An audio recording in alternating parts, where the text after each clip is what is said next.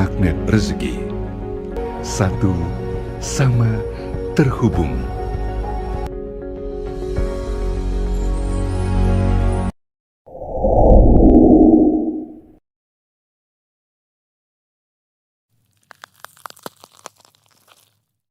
Ya, film Ertugrul itu bagus sekali untuk jadi cermin bagi kita, ya, untuk melihat bagaimana Allah Subhanahu wa Ta'ala meninggikan dan menghancurkan sebuah kerajaan. Dalam sebuah ayatnya, wa tilkal ayyam nudawiluha bainan nas. Dan demikianlah gitu ya, ayyam, ya, peradaban itu dipergilirkan di antara manusia. Wa tilkal ayyamu nudawiluha bainan nas, ya.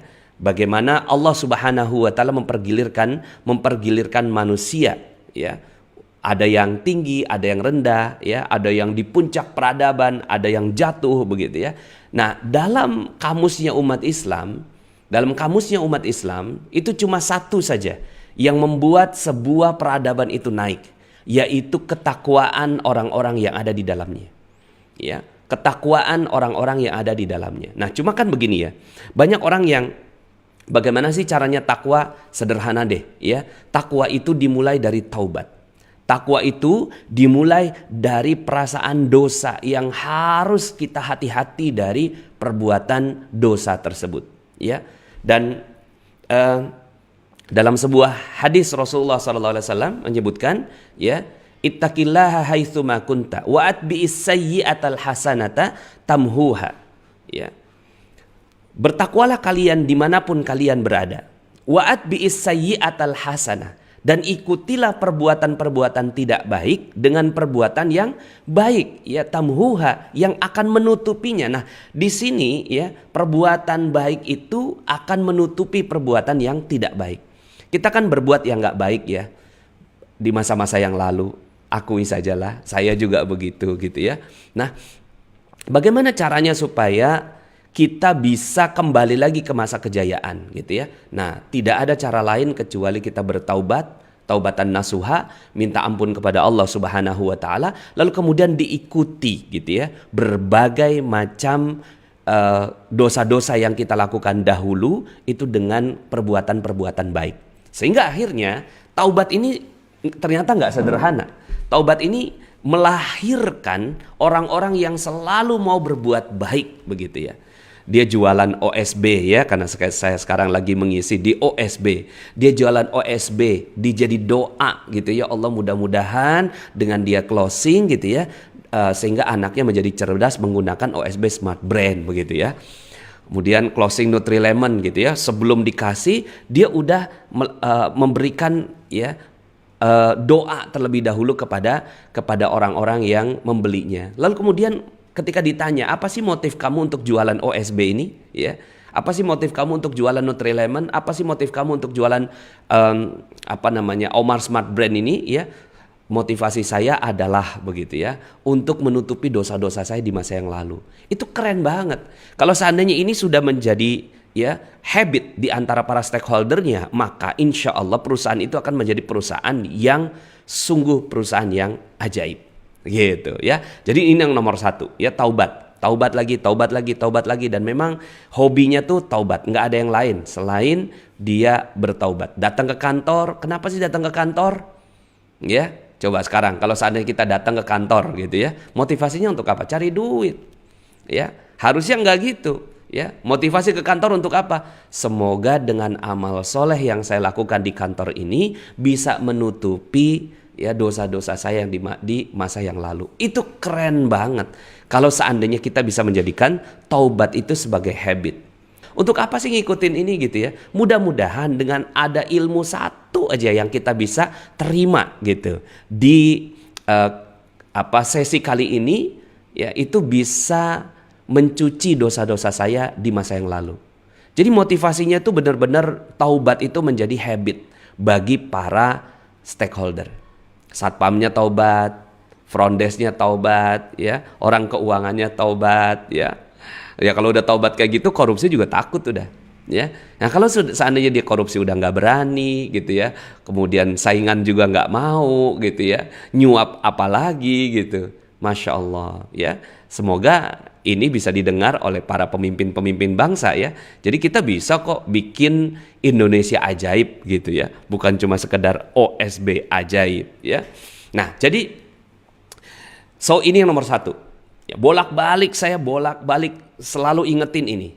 Ya, kalau seandainya Anda belajar gitu ya, belajar magnet rezeki lah, katakan kuasai gitu kan, 50 jurus ya udah dipekerjakan. Tapi gitu ya, jurus perisai rezeki ini kan jurus perisai rezeki ini, buka perisainya ya. Itu tidak dilakukan tiap hari, ya sama aja kita nggak belajar. Kita belajar di sebuah pesantren, tapi ujung-ujungnya gitu kan untuk menjadi orang alim saja, nggak cukup menjadi orang alim. Tapi ya bukan nggak cukup. Saya kemarin sempat nanya ke orang-orang yang saya tanya lah, saya tes ya. Berapa lama menciptakan alim? Berapa lama menciptakan seorang ahli ilmu? Ya, berapa lama? Dari sejak kecil sampai dia dewasa. Berapa lama kira-kira? Ya jawabannya beda-beda lah. Ada yang ya mungkin sekitar sampai SMA lah Pak Nas gitu kan. Sekitar 12 tahun gitu ya. Kemudian akhirnya dia menjadi alim. Ya belum tentu juga sih akhirnya lulusan dari SMA di pesantren-pesantren sekarang menjadi alim. Ya, memang nggak sebentar. Setelah itu dia harus belajar di universitas dan menjadi ahli ilmu. Berapa banyak kitab yang harus dia baca, ya. Nah, jadi menciptakan orang alim itu lama, ya. Jadi kalau seandainya Pak Nas berapa lama sih kita untuk menciptakan OSB menjadi ajaib, ya? Perusahaan kita menjadi ajaib, negara kita menjadi ajaib. Nah sekarang tergantung. Anda mau ciptakan para ahli-ahli di dalam bidangnya di Indonesia ini, ya, atau di perusahaan Anda, atau Anda mau ciptakan yang kedua, berapa lama menciptakan ahli taubat? Menciptakan ahli taubat mungkin bisa lebih cepat, gitu. Nah, jadi kalau ditanya berapa lama menciptakan ahli ilmu, seorang yang expert di bidangnya, itu cukup lama. Ya, mungkin 10.000 jam terbang begitu ya minimal untuk menciptakan seorang yang ahli dalam sebuah bidang. Tapi menciptakan ahli taubat itu bisa lebih cepat. Makanya kenapa kok gitu ya keajaiban itu bisa terjadi pada sebuah perusahaan ketika seluruh komponennya ya itu menjadikan taubat sebagai satu habit utama. Jadi siap ya, bismillah ya. Kita sholat juga kan untuk nyuci dosa. Wudu ya kan, wudu itu ya setiap air yang mengalir begitu ya dari setiap wudu yang kita lakukan itu adalah pengguguran dosa ya, pengguguran dosa. Sholat yang ke sholat yang berikutnya adalah pengguguran dosa. Rasulullah SAW bertanya, bagaimanakah kalian seandainya di depan kalian itu ada sumur dan kalian mandi tiap hari 5 kali? Kira-kira masih ada kotornya nggak? Ya udah nggak ada ya Rasul. Begitulah sholat. Jadi sholat ini juga bukan sebagai tanda kita soleh gitu. Ya, jadi soleh nomor 2 deh. Soleh yang nilai biar Allah gitu. Tapi ya yang kita inginkan adalah kita benar-benar menjadi manusia-manusia yang senangnya taubat. Puasa juga taubat, umroh juga taubat begitu ya. Jadi amal-amal soleh yang kita lakukan adalah bertaubat. Maka jualan produk-produk yang kita lakukan adalah bertaubat. Yang sekarang saya lakukan ini ya, maka saya juga merapikan niat saya. Mudah-mudahan ada 1-2 orang yang mendapatkan hikmah dari apa yang saya sampaikan. Mudah-mudahan bisa mencuci dosa saya di masa yang lalu. Ya, sehingga orang yang ahli taubat ini nggak nambah dosa baru. Oke? Ya, Allah Subhanahu wa taala berfirman, A'udzubillahi minasyaitonirrajim. Ya ayyuhalladzina amanu tubu ilallahi taubatan nasuha. Tubu ilallahi taubatan nasuhan asa rabbukum an yukaffira ankum sayyi'atikum wa yudkhilkum jannatin tajri min tahtihal anharu khalidina fiha. Hai orang-orang yang beriman, bertaubatlah kalian dengan sebenar-benarnya taubat. Asa rabbukum, semoga dengan taubat yang kalian lakukan, ayyukaffiru ankum sayyi'atikum, menutupi, menjadi kafarat dari semua dosa-dosa yang pernah kalian lakukan di masa yang lalu, wa yudkhilkum jannat, dan akan dimasukkan ke dalam surga. Ya Allah, subhanallah. Jadi bismillah, insyaallah ya. Ini yang pertama, taubat jadi habit para stakeholdernya, ya. Sebenarnya sih saya nggak mau melangkah dari poin yang satu ini, karena poin yang pertama ini merupakan fondasi bagi sebuah perusahaan untuk menjadi perusahaan yang ajaib, ya, negara yang ajaib, keluarga yang ajaib, ya. Kalau di dalam keluarga-keluarga itu semuanya pada hobinya taubat, ya, bukan duit nomor keberapa itu ya, nomor ke 101 lah, nomor 1 ya taubat, 2 taubat, 3 taubat, 4 taubat, 5 taubat. Taubat aja gitu, ya, untuk menjadi gerak langkah dari semua yang dilakukannya, ya. Yang kedua adalah jujur menjadi akhlak utama. Kalau ini yang dilakukan oleh semua stakeholder di dalam sebuah perusahaan, jujur, ya. Jujur itu mungkin kedengarannya klise ya. Udah tahu Pak Nas gitu kan, udah biasa gitu kita ngomong tentang kejujuran dan semua orang harus jujur gitu ya. Tapi ya tidak ada cara lain kecuali kita harus jujur pada diri sendiri, ya. Latihan tuh. Saya dulu ya, ketika masih banyak dosa, sekarang juga masih banyak dosanya gitu ya. Itu tuh rasa-rasanya saya tuh orang yang paling gampang nambahin kata-kata gitu. Paling gampang nambahin kalimat gitu loh. Misalnya nih, kemarin tuh saya ke Bandung gitu kan. Itu perjalanan ke Bandung itu ya gitu kan. Wah, luar biasa panjang juga ya gitu kan. Sekitar ya 4 jam lah gitu. Padahal cuma 3,5 jam gitu. Jadi saya suka nambahin cerita 30 menit gitu. Dulu gitu. Ya. Suka nambahin cerita gitu. Nah, pedagang suka nambahin dagangannya. Ini Omar Smart Brand kalau diminum ya itu bakal ya. Nah, ketambahan tuh ya. Ketambahan itu. Kemarin saya ketemu sama guru saya. Kiai ya. Kiai minta nasihat lah, biasa saya kalau ke kiai minta nasihat. Apalagi karena saya lagi dagangin dinar ini ya, dinar khairur razikin. Kata kiai begini, orang-orang yang melebih-lebihkan ya khasiat dari dagangannya ya adalah orang-orang yang senang berdusta gitu. Jadi orang-orang yang kadang-kadang kan kita suka gitu ya, suka wah ini nih produk ini gitu kan bisa melangsingkan gitu. Dan satu-satunya produk di dunia yang bisa melangsingkan ya cuma ini gitu. Padahal produk lain banyak gitu. Nah, itu ujian kita tuh. Ujian menjadi orang yang jujur gitu. Ya. Ini kan ujian bagi kita gitu. Yang selama itu kan kita nggak penting jujur gitu. Yang penting nilai gitu ya. Nilainya ya ya kalau anak-anak kan gitu ya. Makanya kenapa banyak pakar pendidikan yang tidak setuju dengan yang namanya ujian ya, ujian nasional, karena di sana anak-anak diajarkan untuk jadi nggak jujur gitu ya, jadi nggak jujur, gampang sekali ya tergelincir dari sifat kejujuran ini. Nah, maka kita latihan banget gitu ya, cerita yang nggak nambah-nambahin gitu kan. Terus kemudian pada saat janji misalnya gitu ya. Janji ini kan juga di saat kita sedang berjanji itu kadang-kadang kita juga geser-geser juga. Nah, geser-geser itu juga ada dusta di situ gitu kan, ada sifat kemunafikan. Maka jadi karena yang nomor 1 itu taubat gitu ya. Dia menjadi orang-orang yang senang banget bertaubat. Akhirnya ya dia mau dusta juga takut gitu. Harusnya kan begitu.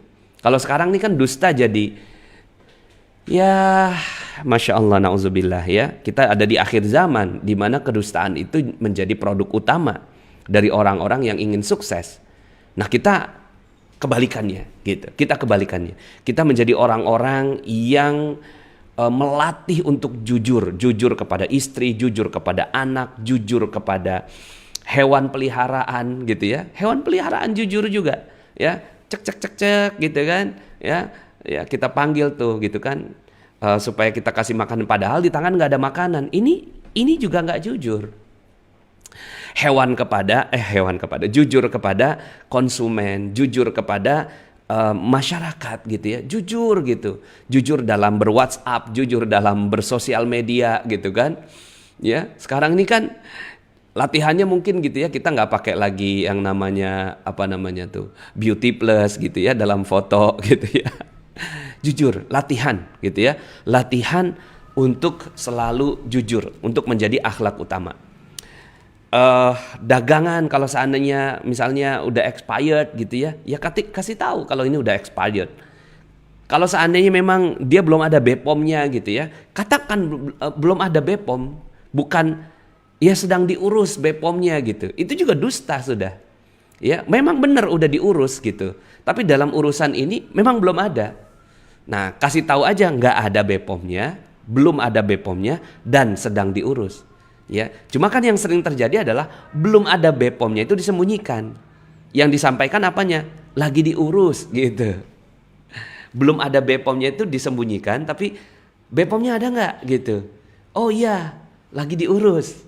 Padahal harusnya belum ada BPOM-nya. Kalau Bapak masih berkenan gitu kan, insya Allah ini aman, sedang kami urus. Jadi detail gitu dalam menyampaikan sebuah produk. Nah, kalau itu yang terjadi, itu Masya Allah ya, kita insya Allah akan menjadi perusahaan yang sangat-sangat luar biasa disegani. Ya, perusahaan yang akan menjadi ajaib. Kenapa? Karena konsumennya kok banyak banget begitu ya. Seperti itu. Dalam sebuah hadis Rasulullah SAW menyebutkan, ya, inna sidqa yahdi ilal bir wa innal birra yahdi ilal jannah. Sesungguhnya jujur itu mengajak kepada kebaikan, dan kebaikan itu mengajak kepada surga. Ya, nah Bismillah. Di saat masyarakat kita itu banyak yang sudah lagi nggak jujur, ya. Di saat itulah kita ingin menjadi orang yang aneh, orang yang orang yang berbeda, orang yang guroba, yang asing di kalangan masyarakat kita. Ya, kok bisa sih dia jujur gitu, walaupun rugi, ya. Jujur walaupun rugi. Banyak sekali kasus dan contohnya gitu ya. Kalau seandainya kita bisa menggalinya. Nah, silakan teman-teman semuanya ya, gali ini untuk menjadikan diri kita lebih jujur di tahun 2021 ya. Mungkin di tahun 2020 coba kita lihat ya, evaluasi. Berapa banyak kita nggak jujur pada diri sendiri, pada keluarga, pada istri, pada suami gitu ya, pada komunitas, pada masyarakat ya, pada khadimat atau pembantu ya, asisten rumah tangga, pada pelanggan ya, dulu ya di tahun 2020. Nah, tahun 2021 kita ingin menjadi orang yang jauh lebih ajaib lagi dengan menjadikan jujur sebagai akhlak utama. Oke, itu yang kedua, jujur. Ya, kalau seandainya OSB ya ingin menjadi korporasi yang ajaib, maka ajak semua orang untuk jujur. Termasuk juga perusahaan. Kalau memang ada bonus, ya jujur kasih bonus buat karyawan-karyawannya. Yang ketiga, ya, halal menjadi satu-satunya yang dicari untuk rezeki ya. Halal. Nah, kalau udah orangnya taubat aja gitu kan pengennya, kemudian jujur, kemudian halal, dia benar-benar menjadi orang yang sangat hati-hati dalam urusan harta gitu ya. Lebih baik nggak makan deh daripada gitu ya, ini hartanya nggak jelas gitu ya. Bagaimana ulama-ulama soleh terdahulu gitu ya, itu benar-benar menjadikan hartanya itu menjadi ukuran yang sangat-sangat luar biasa gitu ya. Itu takut banget gitu ya urusan halal ini. Kan gini ya, mungkin sekarang kita bicara tentang halal ini kayaknya sih hal yang klise lagi gitu ya. Ya klise lah Pak Nas, halal gitu kan. Ya, tapi persoalannya adalah kita berada di sebuah zaman di mana kehalalan itu menjadi barang mewah gitu. Itu persoalannya. Halal itu menjadi barang yang mewah gitu. Nah, sekarang kita mau kembalikan gitu loh. Kemewahan itu berada dalam diri kita. Oke, bismillah, kita ambil kehalalan ini ya. Jadi bahwa kita ingin menjadi manusia yang benar-benar nyarinya yang halal aja gitu, ya. Yang halal gitu. Kan ada sebuah kisah ya tentang ayahnya Imam Syafi'i gitu ya, yang ketika beliau berjalan gitu ya, ketika beliau berjalan di sebuah sungai, lalu kemudian ngelihat ada apel yang udah tinggal sebelah gitu ya, lalu kemudian dia ambil tuh, dia makan gitu. Dia ngambil apel ya, pas dia makan dia ingat gitu, jangan-jangan orang yang punya apel ini nggak ridho sama saya, itu masih setengah tuh ya, dia jalan gitu menyusuri menyusuri daerah itu, nyari yang punya kebun apel gitu ya, nyari yang punya kebun apel, ketemu tuh gitu kan, lalu kemudian ketika itu bertanya, wahai ayahanda gitu kan, apakah engkau yang punya kebun ini? Betul ya, itu mohon izin, aku tuh kelaparan gitu, terus kemudian ngelihat ada apel di sungai, saya ambil gitu, terus saya ingat gitu, jangan-jangan ya yang punya apel ini nggak ridho gitu. Nah mohon gitu. Ini saya minta ridhonya dari setengah apel yang sudah saya makan gitu. Ya Allah, itu kan langka sekali orang yang kayak gitu. Langka sekali. Nah kita jadi orang langka yuk, mau nggak gitu? Kita jadi orang langka yang pada saat ngelihat ini halal nggak ya? Ini halal nggak ya? Gitu kan? Kalau nggak halal saya nggak mau deh. Walaupun anak lagi pengen susu gitu, ini nggak halal nih gitu, nggak diambil gitu ya. Jadi benar-benar yang halal ini adalah satu-satunya yang dicari gitu, satu-satunya yang dicari. Nah kemudian ya singkat cerita kisahnya itu adalah si ayahandanya itu ya, si yang punya kebun itu nggak ridho ya, sebenarnya bukan nggak ridho, cuma wah ini keren banget nih gitu kan, bisa jadi anak mantu nih gitu. Saya baru ridho sama kamu gitu kalau seandainya kamu kerja sama saya tanpa digaji gitu. Tanpa digaji tapi dikasih makan gitu kan. Nah baru setelah itu ya saya ridho terhadap setengah apel yang kamu sudah makan. Ya Allah, ini ayahnya Imam Syafi'i karena mau yang nyari yang halal gitu, udah terlanjur makan. Ya udah setengah nih gitu masuk nih di mulut gitu. Ya udah ke perut juga lah gitu ya.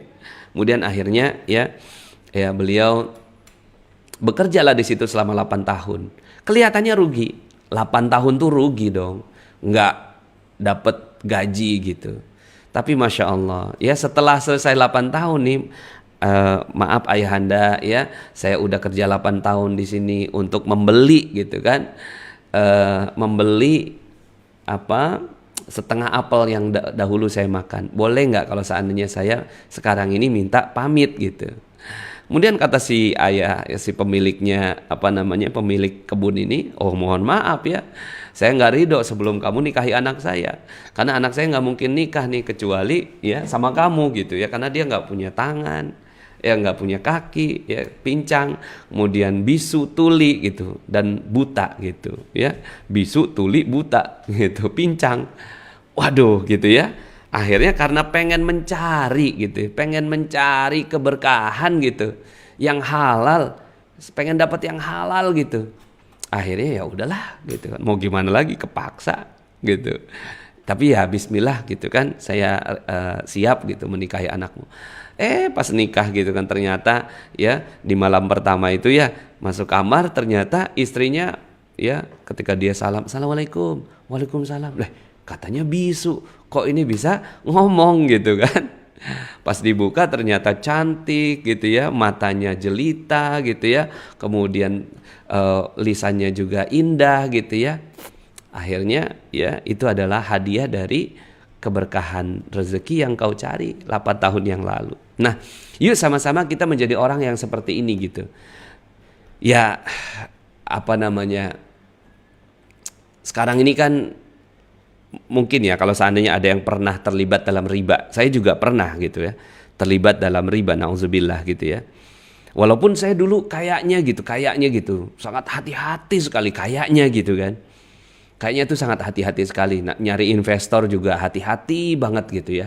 Terus kemudian ketika saya akhirnya jatuh ya minus 21 miliar, saya datanglah ke guru saya gitu ya. Terus kemudian saya sampaikan ini akad yang saya lakukan gitu kan. Wah, ini mah ngakalin syariat ini gitu. Wah, itu Masya Allah ngakalin syariat. Akad murabahah, wakalah wal murabahah begitu ya. Itu dulu tuh saya pakai akadnya itu. Wakalah wal murabahah. Wah, ini ngakalin syariat nih gitu kan. Ya Allah, pantesan aja gitu kan rezeki saya tuh jadi ya kayak gini gitu. Nah, yuk sama-sama kita nyari yang halal aja deh gitu ya. Nggak apa-apa rumah ngontrak, nggak apa-apa. Ya ujung-ujungnya mati juga gitu kan. Ya nggak apa-apa rumah ngontrak gitu ya. Nggak apa-apa gitu kan cuma naik sepeda ontel gitu. Yang penting halal. Yang bagus itu kan naik Alphard tapi halal gitu loh, kayak Mas Ardi Gunawan tuh ya. Gitu. Boleh nggak sih naik Alphard? Ya boleh-boleh aja, yang penting halal gitu. Jadi nggak usah ngeributin hartanya orang. Sekarang tinggal kita fokus sama harta kita. Apakah harta kita betul-betul halal atau enggak gitu. Kalau memang ya kita bisa punya Alphard tapi halal, punya resort tapi halal, ya nggak apa-apa gitu ya. Yang penting kita fokus pada yang halal saja. Oke? Bismillah. Di saat ini misalnya juga gini. Ada orang yang nanya ke saya gitu kan, Pak Nas gimana ya kalau seandainya saya jualan sebuah produk tapi gitu kan itu aurat yang iklannya itu kemana-mana gitu. Nah ya hati-hati juga yang kayak gitu. Karena kita mencari taubat gitu ya, kemudian kita mau jujur gitu, terus kemudian kita mau cari halal gitu. Yang kayak gitu gimana? Tinggalin sudah. Ya mau gimana lagi kalau seandainya aurat kemana-mana gitu ya. Sekarang nih orang kan jualannya aurat. Ya, jualannya aurat, baru laku kalau seandainya ya iklannya cantik gitu kan. Ya, baru laku kalau seandainya aurat terbuka gitu. Baru bisa dapat subscriber yang banyak kalau ngebuka-buka aurat gitu kan. Nauzubillah, ya, nauzubillah, summa nauzubillah, ya. Nah, jadi yuk sama-sama kita cari yang halal aja. Nanti insya Allah Allah yang akan berikan keajaiban buat kita, ya. Yang berikutnya, yang keempat, tawadhu jiwanya, ya. Jadi yang keempat ini ya kita latihan menjadi orang-orang yang tawadhu. Orang yang tawadhu itu nggak marah lagi gitu ya. Jadi udah nggak mungkin kita punya rasa marah gitu. Rasa marah ini kan dari syaitan. Ya, jadi kita udah nggak mungkin ada rasa marah, kesel, dongkol, dendam, dengki, itu udah nggak ada. Karena dihiasi dengan tawadhu. Tawadhu ini ya, itu saya sampaikan dalam ilmu garis kebenaran ya. Bahwa tawadhu itu orang yang sangat memposisikan dirinya rendah. Tawadhu, rendah diri di hadapan Allah, rendah hati di hadapan manusia. Ya. Jadi kita bukan rendah diri di hadapan manusia, tapi rendah dirinya di hadapan Allah. Bahwa kita nggak ada apa-apanya, ya, kita di makhluk yang lemah, makhluk yang hina, khilaf, salah, alpa, lupa. Itulah kita manusia gitu kan, yang rendah di hadapan Allah tuh kita harus terus begitu. Pokoknya jangan mau ikut-ikutan orang-orang yang gitu ya dalam perusahaannya tuh, ayo kita bisa, go. Aduh jangan deh, udah deh gitu. Kita nggak mau lagi jadi perusahaan yang kayak gitu loh. Ya perusahaan-perusahaan yang kayak gitu tuh perusahaan barat aja gitu loh. Perusahaan yang mereka tuh bawaannya tuh pengennya percaya diri, padahal nggak ada percaya diri, adanya kan percaya Allah gitu kan. Adanya percaya Allah, nggak ada percaya diri gitu. Adanya percaya Allah. Jadi rendahkan diri kita serendah-rendahnya gitu. Ya, loh kok gitu Pak Nas? Iya mau gimana lagi, rendah aja, jangan ngerasa tinggi gitu. Kalau kita ngerasa tinggi gitu ya, itu air itu hanya bergerak ke yang rendah. Kalau kita berada di rendah, maka air itu turun ke bawah. Ini rezeki turun ke bawah. Jadi rezeki turun kepada orang yang rendah. Kalau tinggi gitu kan, rezeki itu adanya di sini. Kita tinggi dari rezeki, ya akhirnya harus dipompa untuk kita dapat rezeki. Nah selama inilah yang terjadi, kita tuh mompa gitu loh. Ya kayaknya untuk dapetin 5 juta aja kok nggak gampang banget ya, karena kita tinggi hati gitu. tinggi hati. Kita kan harusnya rendah. Oke, baik, siap gitu. Apa ya yang bisa saya pelajari gitu ya? Ya, apa hal yang saya bisa menjadi yang bisa saya pelajari? Ya, seluruh persoalan dimulai dari saya benar, orang lain yang salah. Seluruh persoalan dimulai dari itu. Saya benar, orang lain salah. Saya benar, orang lain salah. Dan seluruh solusi dimulai dari kebalikannya. Nah, maka kalau kita mau jadi perusahaan yang ajaib gitu kan, Miracle Corporation, maka kita harus ngajak diri kita untuk menjadi orang yang tawadhu. Nggak ada beda nih gitu kan antara bos sama karyawannya. Orang-orang tuh kadang-kadang gitu datang ke kantor, kayaknya kok bosnya yang mana ya gitu kan. Ternyata OB sama bos sama kerennya gitu, sama kerennya, ya tawadhu gitu. Nah mudah-mudahan ya kita bisa menjadi orang-orang yang tawadhu seperti ini gitu ya. Nah jadi ketika kita urusannya ditagih orang, ya kita marah-marah, ya kan akhirnya kita nggak tawadhu dong, ya kan ditagih orang nih gitu. Jadi kitanya punya amanah sama orang, kan sekarang kan gitu ya yang sering terjadi. Udahlah kitanya yang punya amanah, yang ngutang gitu kan, bahasa itu ya. Udahlah kita yang punya amanah, gitu kan, pas ditagih kitanya yang galak gitu. Jangan dong, jangan kayak gitu ya. Tapi ketika ditagih, iya maaf saya salah, gitu aja gitu. Maaf saya salah. Udah punya uangnya belum? Mohon maaf belum gitu. Aduh saya doakan mudah-mudahan Bapak dimuliakan Allah gitu. Jadi kita berada dalam posisi rendah. Begitu juga kalau kita nagih gitu loh. Kita nagih tuh kadang-kadang kan kita merasa diri tinggi. Di sini persoalannya. Ya, kenapa muncul persoalan? Karena kita sebagai orang yang ngerasa punya duit, kita pinjemin sama orang, pada saat kita mau nagih, bayar gitu kan. Akhirnya kita di situ muncul persoalan. Kenapa orang yang kita tagih itu jadi galak? Ya karena kitanya yang tinggi gitu. Ya, jadi kita benar-benar harus rendah, tawadhu kepada konsumen, tawadhu kepada produsen, tawadhu kepada siapapun gitu. Tawadhu gitu jiwanya. Nah, kalau seandainya ini sudah berhias di dalam diri kita gitu kan. Umroh ngutang boleh nggak Pak Nas? Nggak boleh. Umroh ngutang gitu kan. Ini ada yang nanya nih gitu kan. Umroh boleh ngutang nggak Pak Nas? Ya Allah, ngapain sih umroh ngutang? Jangankan umroh gitu, ya. Jangankan umroh, makan aja kagak boleh ngutang. Ya, kalau memang nggak ada makanan ya puasa, itu sunnahnya. Apalagi umroh, ya Allah, umroh ngutang. Ya, nggak boleh ya. Bismillah insyaallah. Ya. Untuk apa sih? Apa sih yang dikejar gitu loh? Sebentar. Ini saya mau reconnect ke ini ya. Apa yang dikejar dari umroh ngutang itu ya?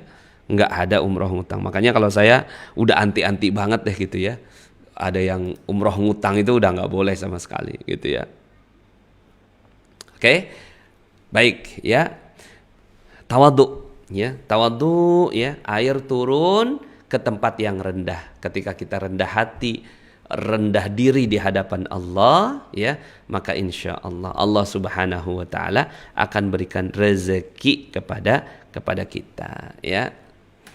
Oke, berikutnya yang kelima ya,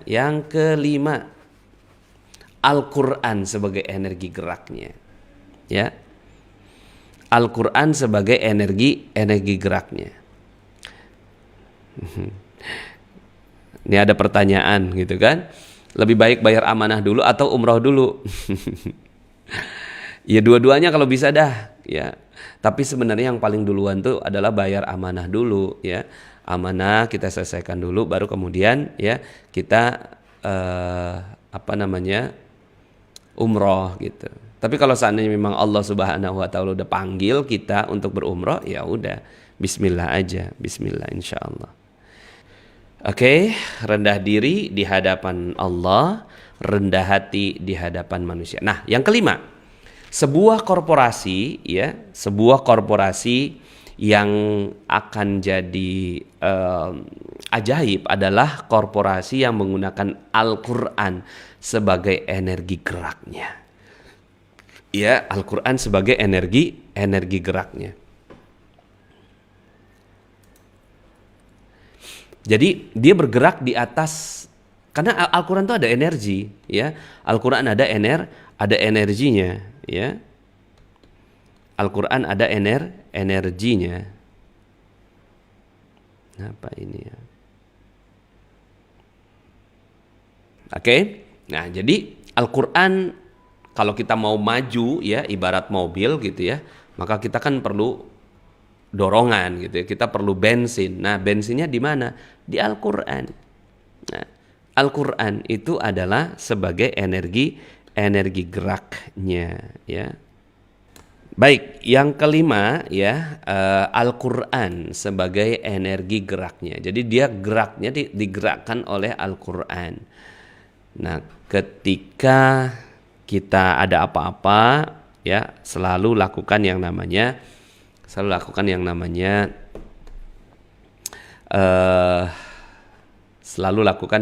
garpu tala, ya. Ketika kita menjadikan Al-Quran sebagai energi gerak, ya, saya juga sering tuh, saya kan punya tim bisnis ya. Ketika tim bisnis saya sedang berada dalam hal yang, kok nggak mudah ya, nggak gampang gitu ya. Kita, Pak Nas gimana ya, ini kok kita nggak bisa mencapai target begitu ya. Maka yang saya ajak adalah untuk bergarpu tala gitu, bergarpu tala. Kenapa ini connecting? Ya, saya ajak untuk bergarpu tala agar ya dimudahkan oleh Allah Subhanahu wa taala, benar gitu ya.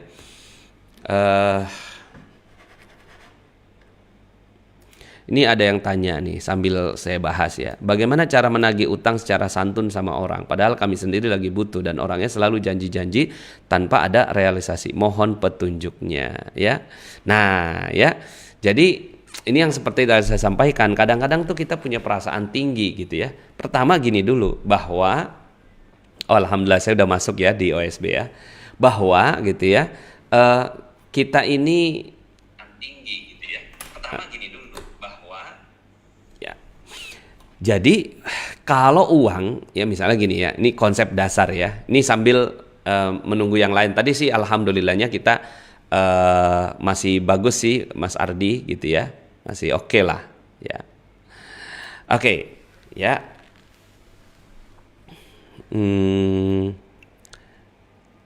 Saya masukkan logo ya. Nah jadi tadi ada yang tanya ya, kaitannya dengan bagaimana cara menagih dengan baik ya, dengan santun. Pertama, sadari dulu bahwa uang itu udah bukan milik kita gitu ya.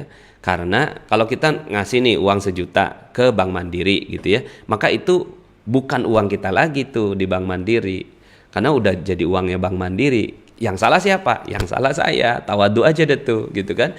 Yang salah saya, kenapa saya kasih ke Bank Mandiri gitu. Pada saat kita nagih ke Bank Mandiri gitu kan, ternyata Bank Mandiri bisa keluarin uangnya. Berarti Bank Mandiri adalah ya bank yang terpercaya gitu. Jadi Bank Mandiri adalah bank yang terpercaya gitu. Alhamdulillah. Tapi kalau seandainya Bank Mandirinya nggak ngembaliin, ya salah saya, kenapa saya ngasih ke Bank Mandiri. Begitu juga dengan kita minjemin uang ke orang gitu ya. Jadi kalau seandainya kita minjemin uang ke orang, ya udah gitu ya, besok-besok sih jangan pinjemin uang lagi gitu. Jadi baiknya tuh nggak usah pinjemin uang gitu ya. Jadi nggak ngutang, juga nggak punya amanah, juga nggak memberikan amanah ke orang. Itu yang paling bagus sudah harta ya. Oke, kita balik yang kelima. Yang kelima, Al-Quran adalah sebagai energi gerak. Ada banyak sekali tim-tim saya gitu ya. Jadi ketika mereka sudah drop gitu ya, terus kemudian saya bilang coba garpu tala deh gitu kan. Oh ternyata subhanallah naik lagi gitu ya. Karena Al-Quran ini adalah energi ya, ibarat cas gitu ya. Nah casnya itu adalah di Al-Quran gitu ya. Yang salah, saya baca komen. Jadi Al-Quran adalah energi seperti mobil kasih bensin. Jadi kalau nggak ada Al-Quran di dalam sebuah perusahaan itu, jadi perusahaan yang mati. Makanya Rasulullah SAW itu menyebutkan janganlah jadikan rumah-rumah kalian itu seperti kuburan. Para sahabat nanya, rumah kuburan itu seperti apa ya Rasul? Gitu ya, rumah yang di dalamnya tidak dibacakan Al-Quran. Begitu juga dengan perusahaan. Jangan sampai jadikan perusahaan yang mati, ya, perusahaan kuburan. Apa itu perusahaan yang kuburan? Karena para stakeholdernya nggak deket sama Al-Quran, deketnya sama gadget, gitu ya, deketnya sama boleh deket sama gadget boleh, gitu ya. Orang sekarang ini anak-anak aja suruh pada gadget kan, gitu ya. Dulunya nggak boleh main gadget, sekarang malah disuruh, gitu kan. Boleh, perusahaan juga gitu kan, kita kerjanya. Cuma kalau bisa, gitu ya, setiap hari gitu, itu kita udah baca Quran dulu, gitu ya, setengah juz, seperempat juz, kalau bisa 1 juz, gitu kan. Itu kita udah baca Quran dulu untuk mengisi hari-hari kita, sehingga akhirnya kita tuh seger gitu loh. Kita segar, ibarat makan, ya. Kita bisa digerakkan dengan Al-Quran itu. Dan Allah Subhanahu Wa Taala menanam kita untuk membaca Al-Quran pada saat setiap sholat. Tujuannya adalah supaya kita terus menerus, ya, menjadi orang yang tersirami dengan Al-Quran. Nah, jadi teman-teman semuanya coba deh, kalau yang belum tahu Garpu Tala, coba sambil pelajari, gitu ya. Itu metode yang sangat-sangat bagus sekali. Banyak sekali keajaiban-keajaiban yang terjadi. Apalagi kalau seandainya semua stakeholdernya betul-betul menjadikan Garpu Tala sebagai satu habit. Nah, kemarin aja, baru aja gitu kan, istri saya tuh ya. Istri saya juga kan berbisnis gitu kan. Terus kemudian, Bi, gimana ya? Ini kok tim saya nih gitu kan, itu belum bisa mencapai target nih, Bi, gitu kan. Udah, ajakin aja semuanya pada Garpu Tala. Udah, saya bilang gitu aja. Ajakin aja pada Garpu Tala gitu kan. Akhirnya Garpu Tala tuh, langsung closing gitu kan. Langsung closing. Ajaib, memang begitu udah. Gitu ya. Jadi kalau seandainya mungkin di ujung-ujung bulan ya, biasanya kan kita namanya perusahaan kan kadang-kadang ada target ya, di akhir bulan berapa gitu kan, di akhir bulan berapa targetnya. Nah, kalau pada saat turun tuh gitu kan, udah sama-sama gerakin ke Al-Quran, ya. Nah, gerakin ke Al-Quran bukan cuma sekedar dibaca, tapi mentadaburi isinya. Nah, cara untuk mentadaburi isinya itu adalah dengan Garpu Tala salah satunya. Oke ya, jadi yang kelima ini, perusahaan yang digerakkan oleh Al-Quran, bukan digerakkan oleh yang lainnya, ya. Bukan digerakkan oleh ambisi untuk mengalahkan perusahaan yang lain, bukan digerakkan oleh keinginan menjadi number one in the world gitu. Itu malah nantinya power kita nggak ada, ya. Jadi yang penting saya mau bela Al-Quran. Jadi baca Quran, buka rumah tahfiz, mungkin keuntungannya kita sedekahkan untuk orang-orang yang senang membaca Al-Quran. Jadi Al-Quran tuh menjadi gerak, menjadi energi yang luar biasa. Timnya bergerak dengan semangat Al-Quran. Uang yang sudah didapatkan juga disalurkan untuk membela Al-Quran. Itu keren banget. Ini ada yang nanya, apa itu Garpu Tala, Pak Nas? Ya, silahkan nanti dipelajari di channel Telegram. Ya, insya Allah ada ada pelajarannya. Nah, nanti ketika kita, ya Allah, kok sekarang ini ya Allah saya targetnya ini ya nutup penjualan ini lebih kurang, ya Allah, nggak banyak-banyak, cuma 100 juta ini target dari perusahaan misalnya begitu ya, kita sebagai agen ya. Tapi kok belum nyampe targetnya ya Allah, baru 50 juta padahal udah tanggal 26 Desember gitu. Saya pengen ya Allah, pengen banget supaya saya bisa mencapai target saya. Ya, titipkan kepadaku satu ayat yang bisa membuat aku jauh lebih tenang sehingga bisa mencapai target yang kuinginkan. Dibuka deh tuh, lihat ayatnya. Kemudian pelajari ya yang ada di sekitar ayat tersebut, satu ayat ke atas, satu ayat ke bawah gitu ya. Lihat kata-kata kunci yang ada di sana ya, terus kemudian masukkan, meresap dalam hati apa ya pesan cinta Allah. Ada pesan apa dari Allah di dalam ayat ini. Kita yang bisa ngukur tuh gitu. Pesan cintanya Allah apa ya dalam ayat-ayat yang saya baca ini gitu. Kemudian zikirkan. Ajaib. Setelah itu tiba-tiba terjadi sebuah keajaiban. Percaya deh ya. Dan udah banyak pengalamannya yang saya lakukan dengan tim-tim bisnis yang saya lakukan gitu ya. Bismillah insyaallah. Oke, yang keenam. Yang keenam, khusyuk latihannya. Ya, jadi sudahlah taubat habitnya, ya, kemudian jujur akhlaknya, ya, kemudian apalagi itu ya, halal ya satu-satunya yang dicari gitu ya, tawadhu jiwanya ya, kemudian Al-Qur'an energinya, khusyuk latihannya. Khusyuk ini ya dalam ibadah, khusyuk dalam ibadah, khusyuk dalam bekerja ya. Saya menikahi, alhamdulillah ya, saya dikaruniai istri yang cum laude gitu ya. Jadi istri saya itu cum laude di S1-nya ya. Nah, pada saat dia kan cum laude, saya kagak gitu kan. Dia cum laude, saya enggak. Istri saya cum laude, IP-nya hampir 4 ya, IPK-nya. Sementara saya IPK cuma 2,78 begitu ya. Terus kemudian setelah menikah gitu ya, saya tanya lah gitu kan, apa sih rahasia kamu gitu kan, kok bisa cum laude gitu. Padahal saya tahu betul istri saya itu dia aktif tuh, aktif di kampus dengan berbagai macam organisasi. Kok dia bisa cum laude juga di sekolahnya dulu, dia sebagai alumni gitu, itu juga dia aktif gitu dalam organisasi alumninya. Apa sih rahasia kamu? Nah, ternyata rahasianya khusyuk. Ya, rahasianya yang keenam ini, khusyuk. Kalau lagi di kelas, ya udah di kelas, nggak mikirin yang lain gitu, fokus gitu, ya, ngedengerin dosen, gitu kan. Terus kemudian mencurahkan seluruh jiwa raga dalam pembelajaran di kelas. Pada saat rapat di organisasi, ya khusyuk gitu, fokus gitu di organisasi itu. Pada saat di keluarga juga begitu, fokus. Nah kan sekarang kan kita ini nih, kadang-kadang kita nih ya kehilangan fokus. Pada saat kita lagi ngobrol sama orang gitu kan, kita sibuk HP gitu kan. Nah itu pada saat itu ya nilai kita di hadapan orang itu langsung turun kan. Dan di situ ya hal yang seperti itu jadi nggak bagus gitu ya. Nah kemudian jadi 100% di setiap aktivitas kita gitu. Nah itu latihan tuh, pada saat ibadah ya udah tinggalin semua gitu kan, ini waktu saya untuk Allah gitu. Jadi waktunya saya untuk Allah, khusyuk gitu, latihan dia ya. Nah tapi pada saat bekerja gitu kan, dia benar-benar khusyuk untuk apa? Untuk memberikan kebaikan buat orang lain ya, supaya orang lain dapat kemuliaan dan kebahagiaan dari dirinya. Jadi latihan dia untuk memberikan kebaikan buat orang lain dan 100% all out ya. Ya saya pribadi ya berusaha ini, walaupun kita nggak ngerti di sisi internetnya gitu ya. Kita kan juga baru belajar gitu ya. Nah kita benar-benar khusyuk gitu dalam fokus optimal, all out 100% gitu dalam apa yang kita kerjakan. Ya, jadi masya Allah kalau udah seperti itu gitu ya, itu insya Allah kita menjadi orang yang the best ya, menjadi korporasi yang ajaib ya.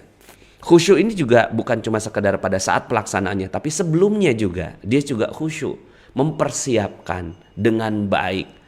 Ciri orang yang khusyuk dalam sholat itu adalah dia sholatnya tepat waktu, kecuali ada hal-hal yang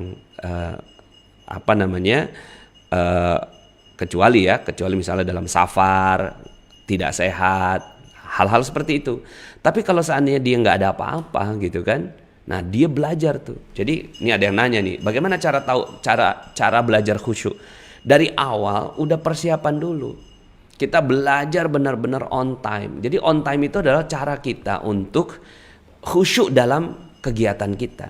Janjian sama orang jam 9 gitu kan, jam 8 kita tuh udah persiapan, terus kemudian juga bahkan udah nyampe di lokasinya gitu kan. Itu adalah ciri khusyuk dalam bekerja gitu. Nah khusyuk dalam sholat ya pastinya dia benar-benar mempersiapkan diri gitu ya, dengan begitu fokusnya ya. Oke, bismillah ya. Jadi insya Allah ya, khusyuk adalah satu cara untuk membuat Allah Subhanahu wa taala menurunkan keajaiban. Ya, saya bilang sama istri saya, pantesan aja saya nggak bisa cum laude, saya bilang gitu kan. Karena saya pada saat di kelas mikirin dakwah, pada saat dakwah mikirin besok ujian gitu kan. Akhirnya saya nggak bisa mendapatkan apa yang saya inginkan gitu ya. Nah, terkadang begitu, kita tuh nggak mendapatkan apa yang diinginkan karena kita nggak fokus pada saat ngerjain OSB, ngelirik-lirik bisnis lain gitu. Harusnya ini dulu sampai jadi gitu, sampai jadi atau nggak jadi. Kalau memang nggak jadi, pindah gitu kan. Ya, kita lagi ngerjain yang lain apa gitu kan, kita coba-coba cari yang lain gitu. Ya akhirnya nggak khusyuk dong. Begitu juga misalnya kita sebagai seorang karyawan di sebuah perusahaan, kita nggak khusyuk, ya kita nggak khusyuk, pikiran tuh melanglang buana ke kemana-mana gitu kan, ke liburan lah, ke bisnis lain lah gitu kan, ke persoalan rumah tangga lah. Nah, yuk kita belajar khusyuk. Insya Allah yang keenam ini ya akan menjadi satu latihan yang bagus ya buat Anda semua. Latihannya tentunya di ibadah-ibadah kita dan sholat-sholat kita. Oke, terakhir yang ketujuh. Yang ketujuh, satu sama dan terhubung semboyannya.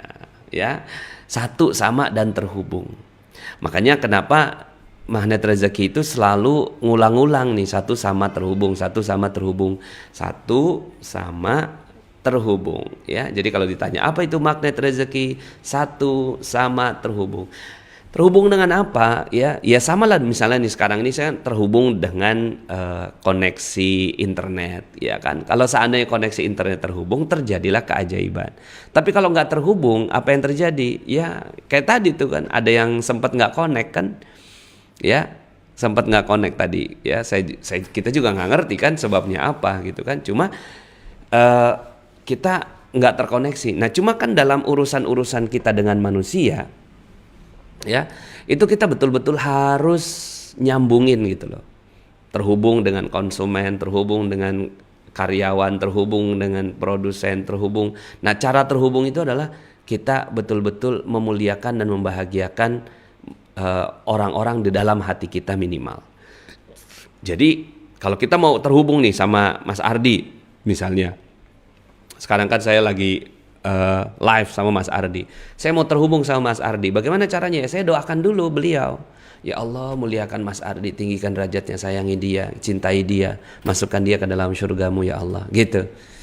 Misalnya kalau Anda sebagai pimpinan perusahaan, pengen banget gitu ya karyawan Anda sukses gitu, ya kan? Pengen sekali karyawan Anda sukses.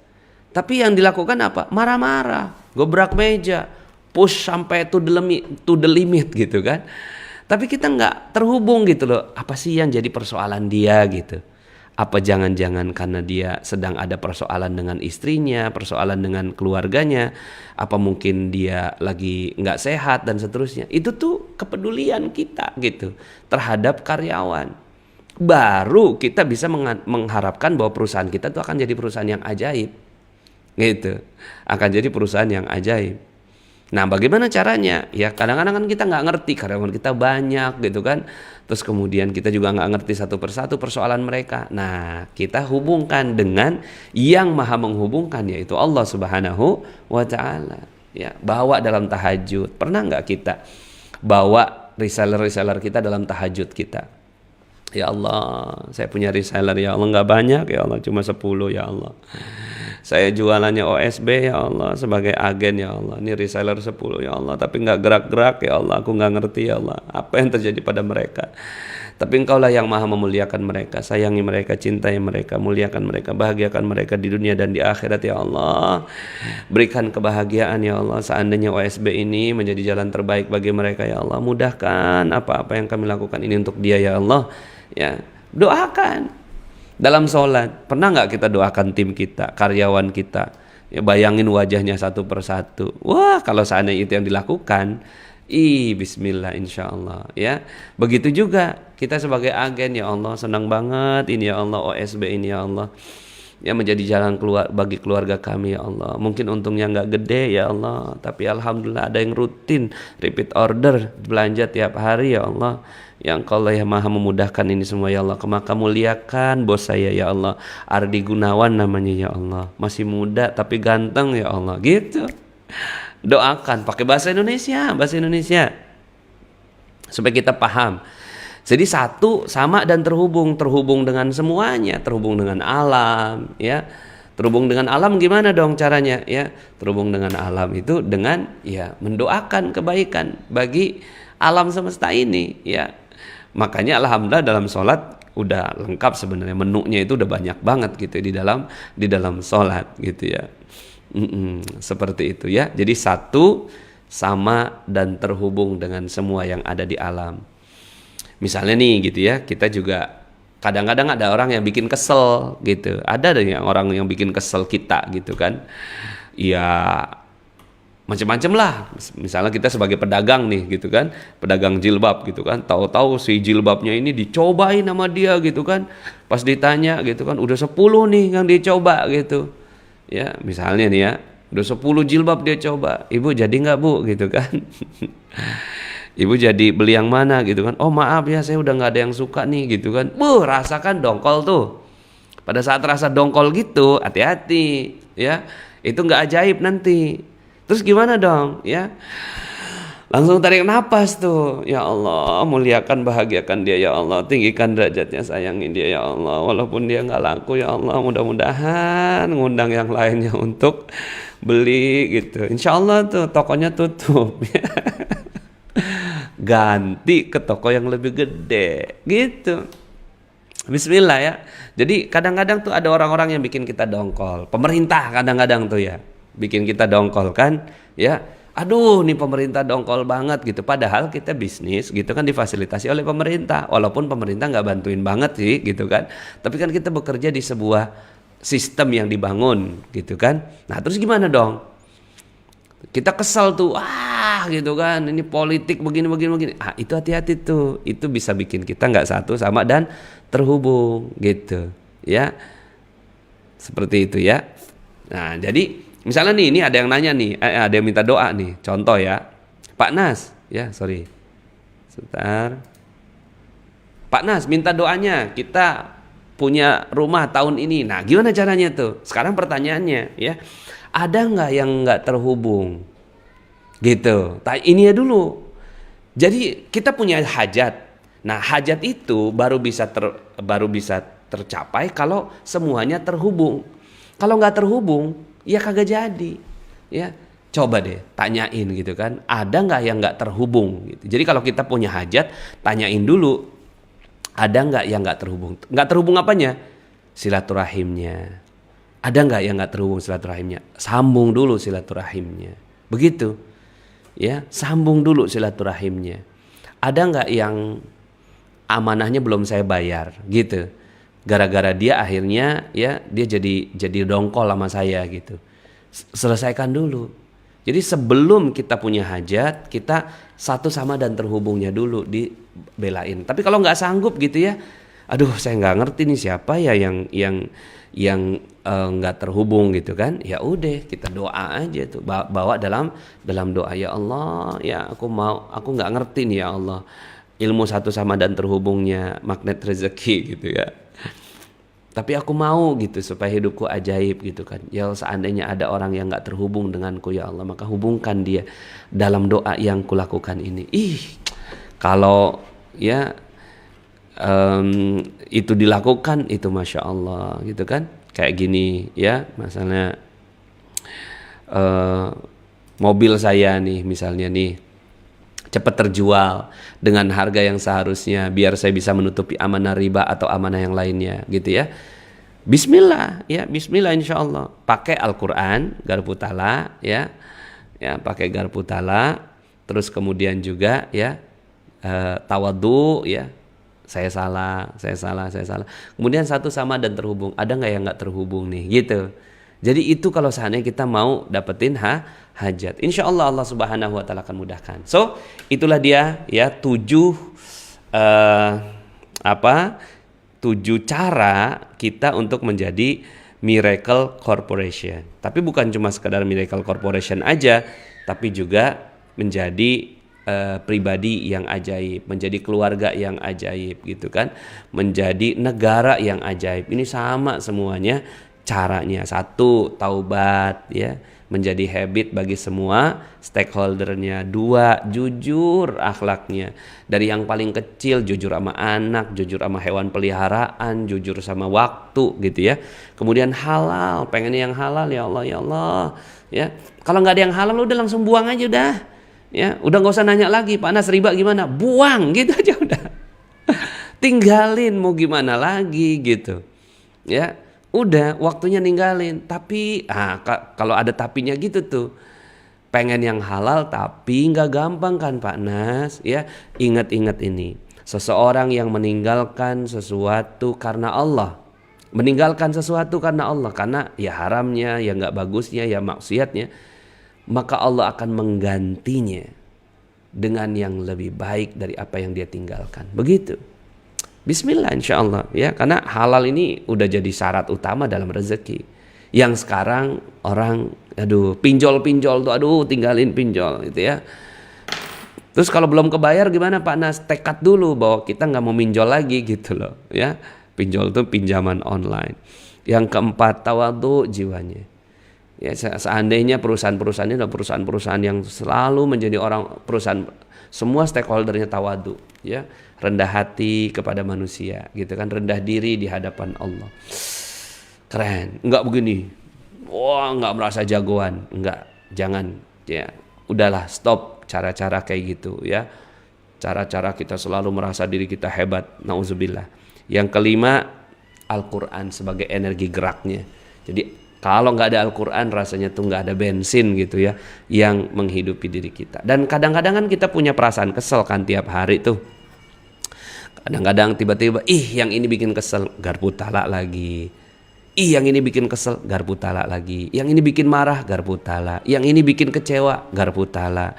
Yang ini bikin sedih, garpu talak. Yang ini bikin ya nggak semangat, garpu talak. Begitu ya. Jadi akhirnya Al-Quran tuh jadi energi.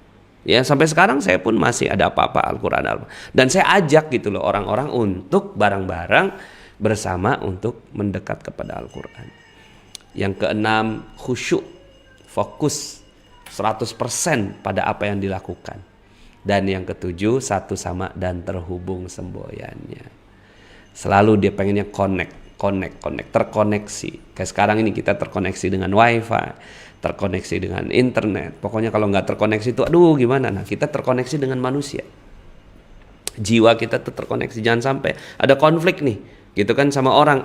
Jangan sampai kita nggak terkoneksi sama dia gitu loh. Walaupun kita konflik nih, kita doakan, kita kirimkan doa bagi dia gitu loh. Ya, seperti itu ya.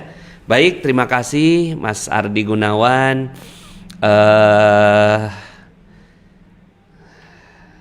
Itu 7 ya doa saya buat OSB Corporation. Mudah-mudahan insya Allah OSB menjadi perusahaan yang ajaib. Bagi teman-teman yang belum subscribe dan baru saja menemukan channel ini, silahkan subscribe. Insya Allah Anda akan mendapatkan materi-materi yang terbaik dari channel ini.